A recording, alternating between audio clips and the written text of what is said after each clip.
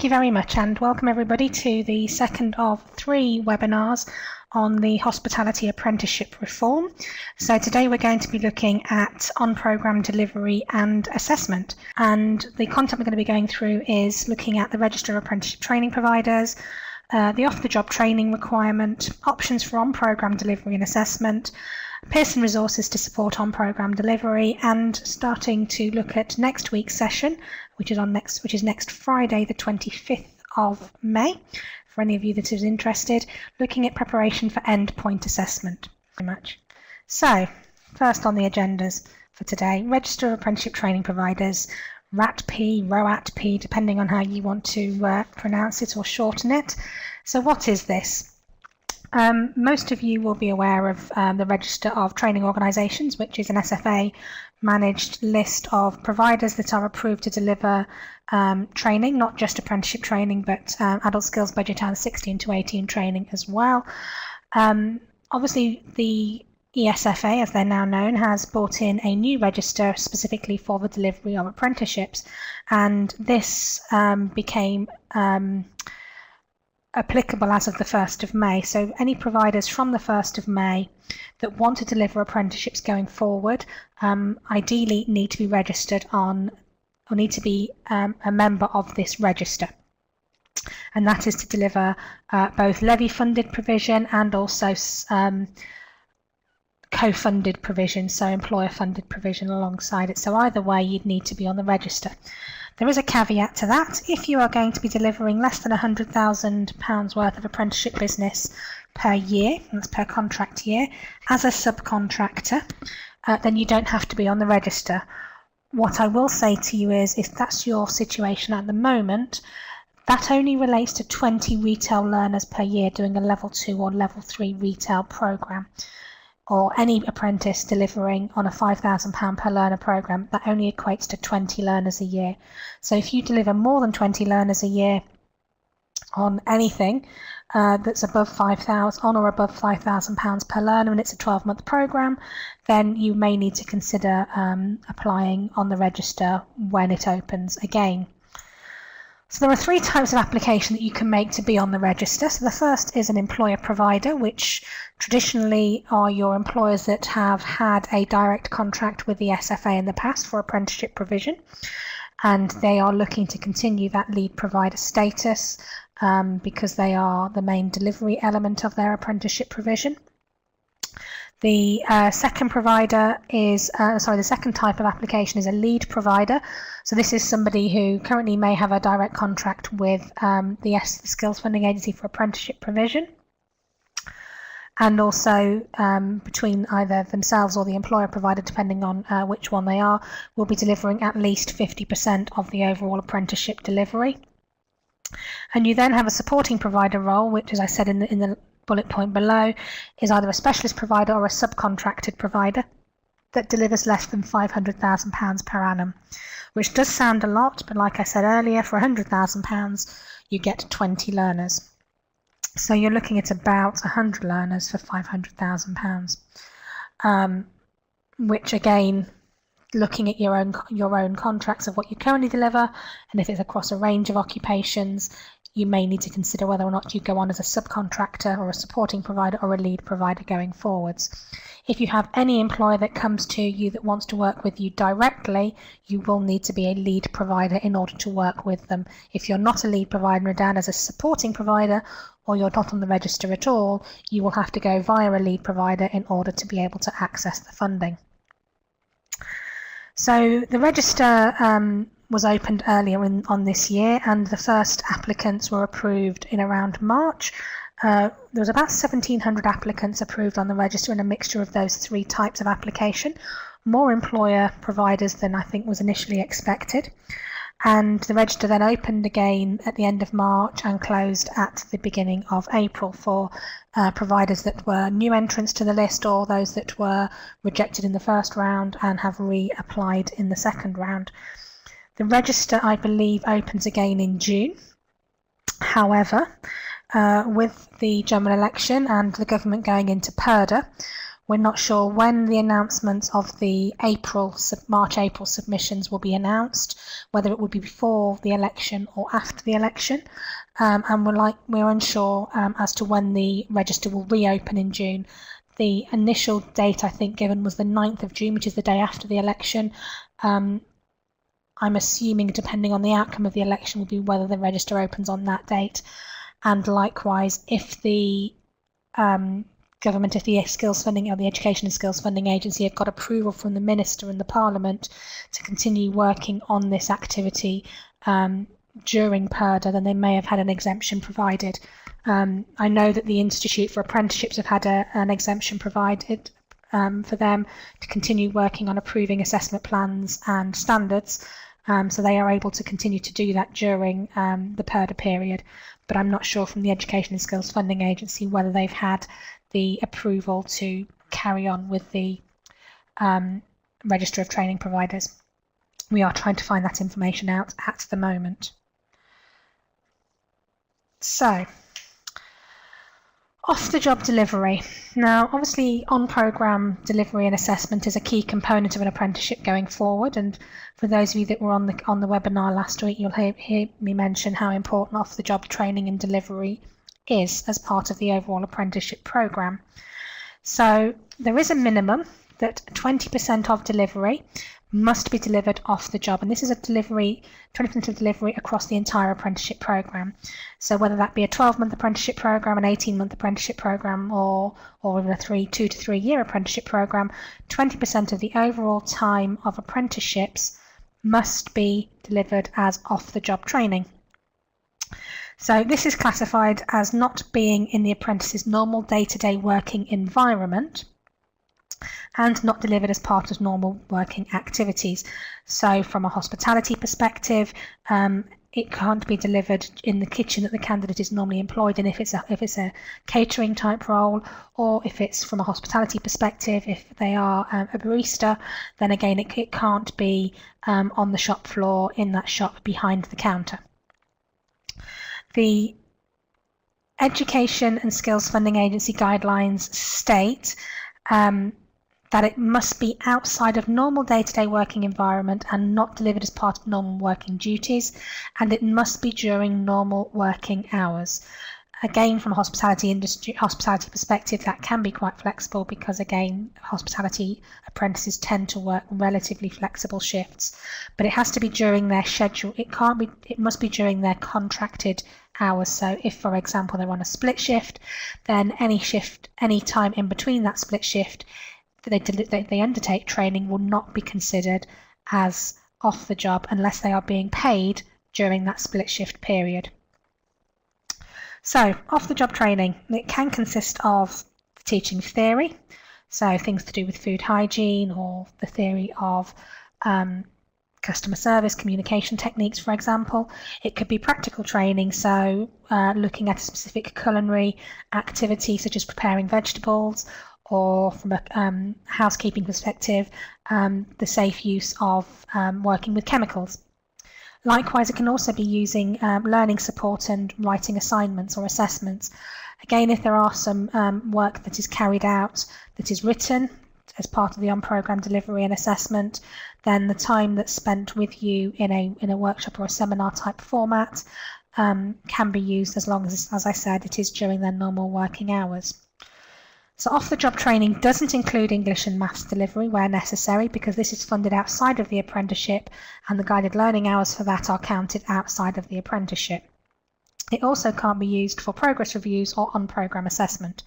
So current SACE apprentices that are going through a SACE framework often have on-programme assessment or observations in the workplace from an MVQ perspective.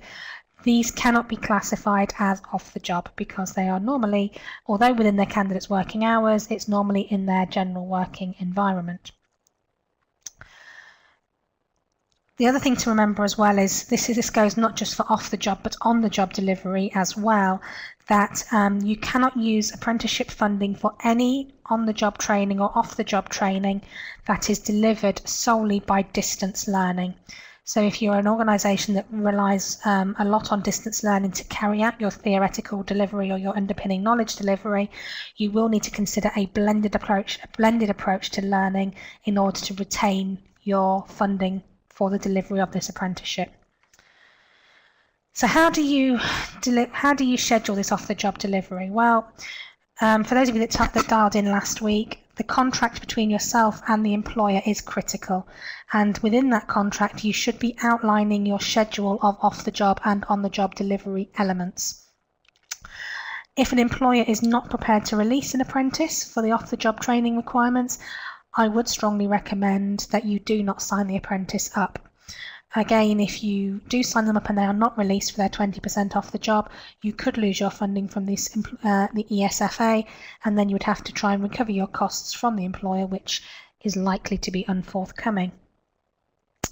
Now, you can include in that off-the-job delivery, which again is as part of your discussion with that employer, are any internal training sessions that employer requires that employee, which is what an apprentice is, needs to complete as part of their work and contract with that employer. So it could include things like an induction program, first aid, food hygiene, anything that can actually be mapped to the requirements of the standard can be used to be part of that employee's off-the-job training requirement. As I said, as long as they are being released from work during their normal working hours to complete that training. In terms of the 20% requirement, if we have a standard 12-month apprenticeship program, which is 12 months of on-program delivery and assessment, because remember, endpoint assessment cannot start until after 12 months and 1 day has passed. So normally you would carry out a gateway process at the end of the 12 months, usually on 12 months and 1 day if they are ready at that point, possibly even after that. So if you assume that's 48 weeks to allow for a candidate's holidays, you're looking at approximately 9.5 weeks of off-the-job training across that 12-month period, which works out at 66 days. Which, if you're averaging, say, 6 hours a day for a day release program at a provider or a college, that's around just under 400 hours of delivery that you would need to schedule in. And this is applicable at every level. So if we have an apprentice that does hospitality team member and completes that and then progresses onto the hospitality supervisor, they will still need to do a further 20% of off-the-job training within that apprenticeship period. The 20% doesn't keep rolling on. Obviously, if it's a 3-year program, then it would be 9.5 weeks times 3, because it's 20% of the entire length of the program. So that is something to bear in mind. Now, obviously, you may need to schedule in some on-the-job training as well. You may not be able to get it all in the 20% off the job. And there is an expectation that some of that time will be spent as on-the-job training. However, that may be delivered by the employer as happens now. What I have next is we're moving on to options for on-program delivery and assessment. So as the poll suggested, if you're looking at delivering a qualification, now in hospitality there aren't any mandated qualifications listed, so funding isn't available for delivery of qualifications. Funding is available for delivery of underpinning knowledge and training to meet the requirements of a qualification, but it's not available to fund the registration and or certification costs of a qualification within an apprenticeship standard that isn't mandated. So for hospitality, yes, you can deliver a qualification if you so wish, but you won't be able to use the apprenticeship funding to pay for the registration and certification fee. That will either have to be paid for by the employer or offered as a bonus or freebie, if you like, to your customers, something that you tie into your profit and loss accounts and your costings when you're working out how much it costs to deliver, if you can absorb the cost of the registration fee into your overarching costs.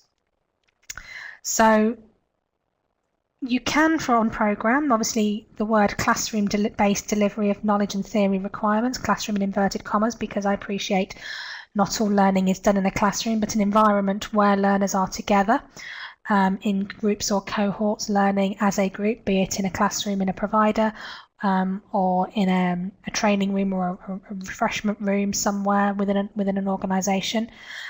We've also got the options for workshops or simulated environments for practical delivery. So if you're one of those organisations that are lucky to have a kitchen in your provider environment, then you can obviously deliver training sessions in that kitchen, which will also class as on programme. So as I said earlier, funding isn't available for purely online delivery, but a blended approach is appropriate, so a mix of online and offline sessions. I also mentioned the phrase here as flipped learning sessions. Now, I'm not sure if many of you have come across this concept before. It's something that's been that's growing in use in America and is becoming relatively common over here, in the fact that a flipped learning session is prior to a classroom session or a seminar or a workshop, the candidate is sent materials to review, read, research, and potentially write up questions about. So it could be about the appropriate temperatures for the storage of certain food products, for example. There could be a distance learning, so an online learning module that they can watch.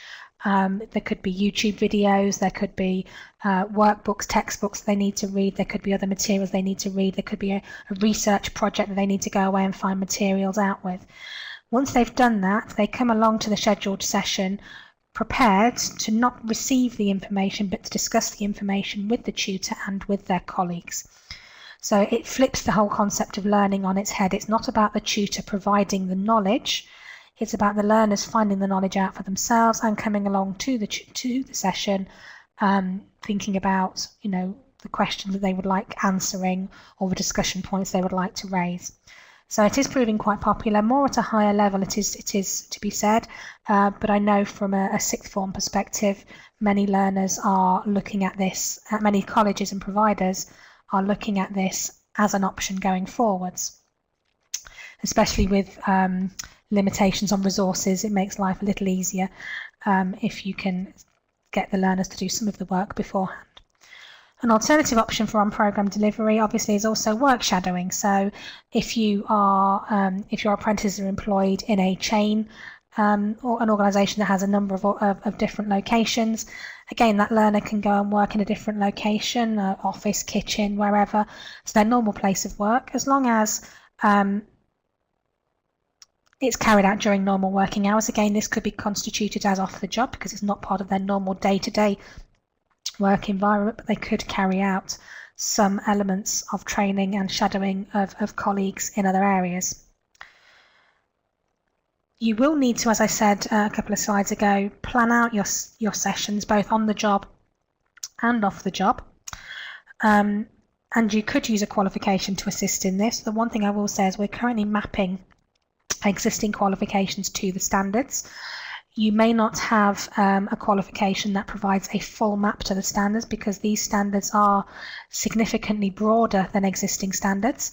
And where you may have only had to do, for example, 6 units of a qualification to achieve the qualification previously, you may need to do all units of the qualification going forward to cover the breadth of the skills, knowledge and behaviours required as stipulated in the assessment plan. So in terms of your on-programme delivery and assessment, your first and end point should always be the assessment plan and the employer's occupational brief, which outlines the requirements for those occupations in terms of what you need to be able to deliver to the candidates so they know and understand and be able to demonstrate competently on an ongoing, continuous basis in order to be deemed competent to progress on to endpoint assessment. So in terms of creating schemes of work, delivery plans, you do need to ensure that all elements of the assessment plan are covered. For a learner, there may be an element of prior learning that they may not require the full amount of training being delivered. If that is the case, then the government will not expect the full amount of funding to be needed, but they will expect a 12-month minimum requirement to still be met. So there are plenty of options for on-program, but as I said earlier, it is critical that 20% off the job is met and delivered, and there will be documents that you will need to complete that are set out by people first, who are the external quality assurance organisation, that will ask for off-the-job training delivery or on-the-job training delivery to be recorded. And again, as part of Ofsted, they'll be asking to see lessons, plans and schemes of work. And from an Education and Skills Funding Agency perspective, again, they will be asking for a plan of delivery and obviously evidence that the delivery has taken place and that it was off the job.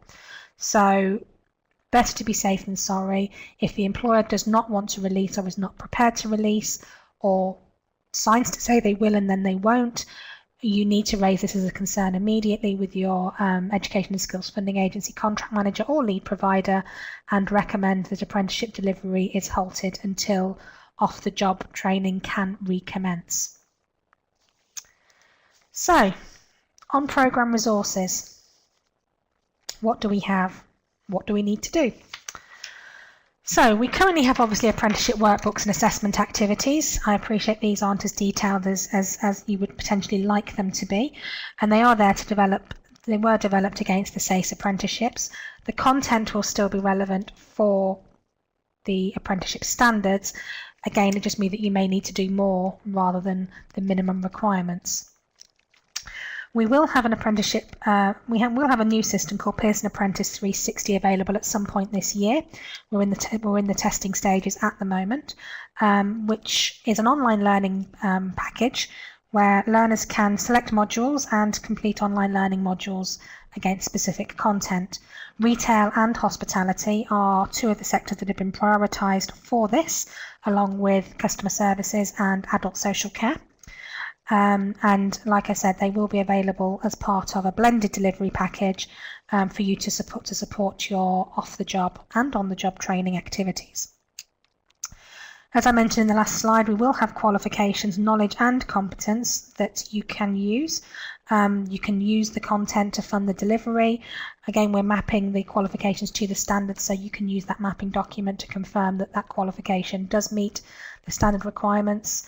But again, you can't fund the registration and certification costs out of the apprenticeship funding. We will also have preparation for endpoint assessment guidance, which is practice tests for the knowledge component, guides for observations and professional discussions.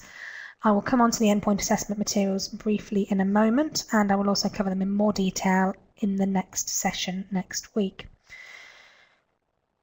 We are looking at potentially creating sample schemes of work and lesson plans for particular elements of apprenticeships where they can be mapped and where there is content required. We are looking at having these available, but again, they're not available just yet, and we would need to know the level of demand for these schemes of work. So, preparation for endpoint assessment, final slide. We are creating some endpoint assessment materials that are generic endpoint assessment materials across a number of sectors. So observations and professional discussions about preparing a learner for both of those. Existing SACE learners obviously are aware of professional discussions and observations because they will have them continuously throughout their MVQ and technical certificate delivery process. For an apprenticeship standards learner, then observation and professional discussion may not be a common approach to delivery. You may decide that you don't need to do observations. There may be another way that you decide to assess on programme to ensure occupational competence, but we will have those guides available. Before a candidate can progress to endpoint assessment, there has to be a gateway process.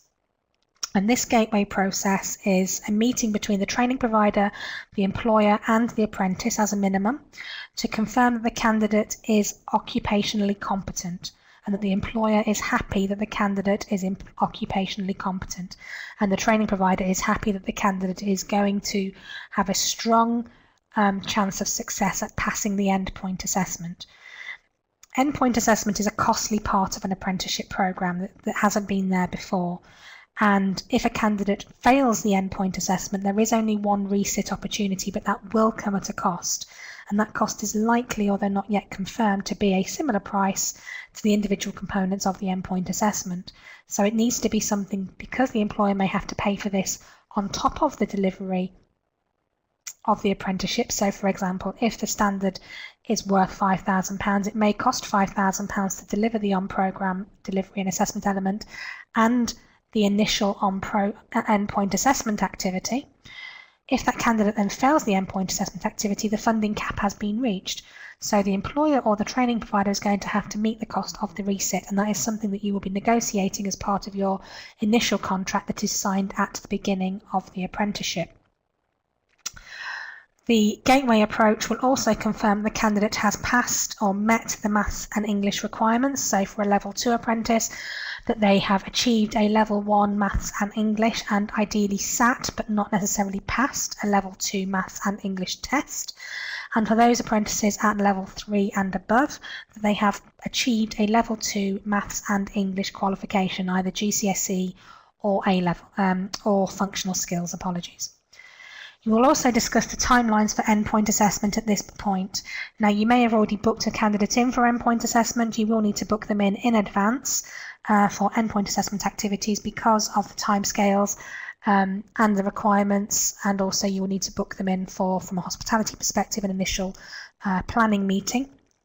So again, these timescales will need to be discussed because for things like the observation at endpoint assessment, you don't want to be booking an observation with the candidate when the kitchen is on a split shift and it's closed between the lunchtime rush and the evening rush. So you wouldn't want to book an observation in at that point. You would want to book it in at a time when the candidate is going to be able to demonstrate their full or as much of their competence as they are able to. So as I said a moment ago, there are going to be some endpoint assessment materials available, and they will be made available to you once you have booked your endpoint assessment activities, once you have registered your candidate for endpoint assessment with Pearson via the online system, so either edXL Online or QMA, depending on which systems you use. Then again, we will then release those support materials. As I said earlier, they will be generic and not necessarily related to hospitality in terms of the observations and the endpoint and the professional discussions, and the practice test materials will possibly be available on the website prior to this point, so you can get the candidates to start working through the practice tests at that point. But the majority of the support materials will be available once you've booked your endpoint test. So as I mentioned last week, or may have mentioned last week, there are actually 20% of the overall funding is actually withheld by the ESFA until the candidate has completed their endpoint assessment, not necessarily achieved, but completed the endpoint assessment. Many providers and awarding and assessment organisations initially believed that this was to pay for endpoint assessment. That actually isn't the case. You may have to pay for endpoint assessment prior to endpoint assessment actually being undertaken. So this 20% funding with withholding is akin to the achievement payments that you currently receive on SACE. So this is a completion payment more than an achievement payment. As I said, it's paid on completion of the endpoint assessment, which is the wording used in the funding guidance, at least for last year, not necessarily an achievement payment. As I mentioned earlier, obviously the EPA is the critical element. You need to ensure the candidate will pass the EPA because if they don't pass the EPA, then obviously they will not achieve and it will affect your success rates.